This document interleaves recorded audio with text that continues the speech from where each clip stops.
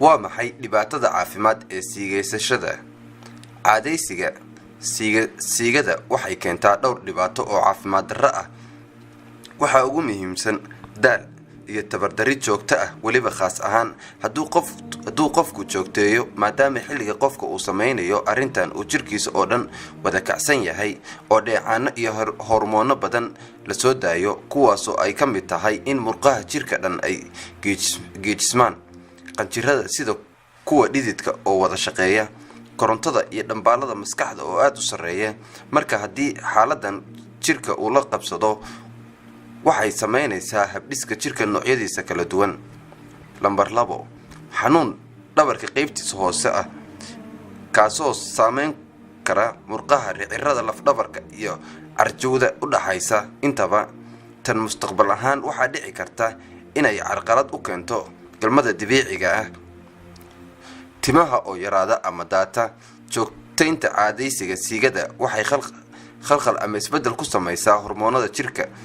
Tan waxaa ka mid ah kuwa u qaabilsan korinta iyo kobcinta timaha, taasoo haddii ay yaraato ama la waayo ay timaha daciifi karaan ama si sahlan u daadan karaan.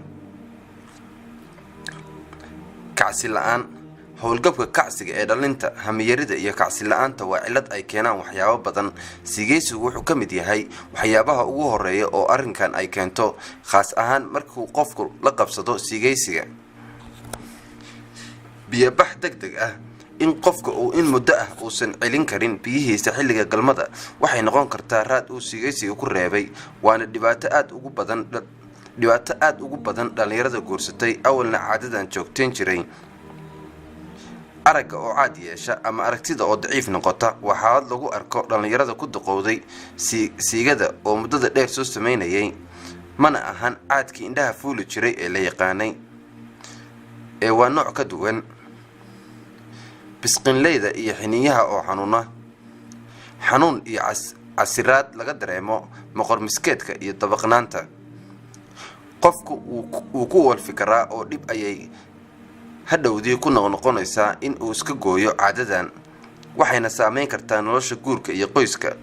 Hadduu qofku arrinkan iska jari waayo, wuxuu kaloo keenaa waxa loo yaqaano semen leakage, oo ah in biyaha soo dareeraan iyadoo wax dareen kacsi ah uusan jirin, ama iyadoo kacsi jirin in qofka uu biyo baxo ama isagoon dareeminba. Dhibaato nafsaani ah sida hilmaamada iyo xifdin la'aanta. Tani waa mid ay dhakhaatiirta arrintan la tacaala ay ka sheegeen dadka caadaystay hawshan, waana arrin ay dhib badan tahay in caafimaad ahaan loo xalliyo haddii ay ka soo gaartay siigaysiga. Sidee loo joojin karaa siigaysiga? Waxaan kula talin lahaa dhalinyarada arrintan samaysa in ay tahay wax diinta khilaafsan, caafimaadka iyo mustaqbalkoodana saameyn weyn ku leh. Sida awgeed, haddii aad awoodo in aad guursato oo arrinkaas si sharci ah oo aad caafimaad ku heli doontid ay kuu suurogalayso, waan kugula talin lahaa. Haddii aadan awooddaas haynin, waxaan kugula talin lahaa in aad raacdid taladii rasuulkeena, nabadgelyo iyo naxariis korkiisa ha ahaatee, in uu dhalinyarada kula dardaarmay in ay soomaan haddii uu dareenkooda uu kacsan yahay. Waana wax cilmi ahaan loo arkay in soonka uu hoos u dhigo hormoonada la xiriira kacsiga. Haddii aad caadadan ku waalan tahay ama aad la falgashay, waa in aad aragtid dhakhtar physiologist ah si lagaaga gooyo caadadan. Haddii dhibaato ay ka soo gaartay siigaysiga, sidee ku xallin kartaa? Siigaysiga haddii la joojiyo, waxaa jirka isku dayaa in uu dib isku habeeyo oo uu saxo wixii isbeddel ah ama khalkhal ku dhacay xagga dheecaanada iyo hormoonada kontaroolaha jirka qaybihiisa kala duwan.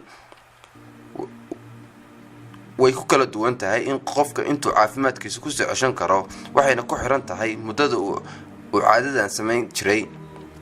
Haddii ay dhibaatooyinkan kugu daaheen oo ayna kaa go'an tahay in caadadan aad joojisid, fadlan la xiriir dhakhtar aad ku kalsoon tahay. Tala guud: fadlan jooji caadadan. Cunto isku dheelitiran cun. Waxaad badsataa khudradda iyo fruitska qaybihiisa kala duwan. Samee jimicsi joogto ah sida in aad ruxlayso ama aad socod lugta ah gasho muddo nus saac ah.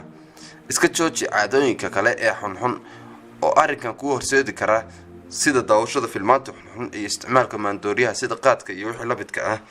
haddii aad waalid tahay oo aad caruurtaada uga cabsi qabtid arrinkan waa in aad si waalidnimo iyo saaxiibtinimo ku jirta aad kala sheekaysataa caruurtaada adigoo si dadban oo aan canaan iyo ciqaab ku jirin uga wacyigelinaya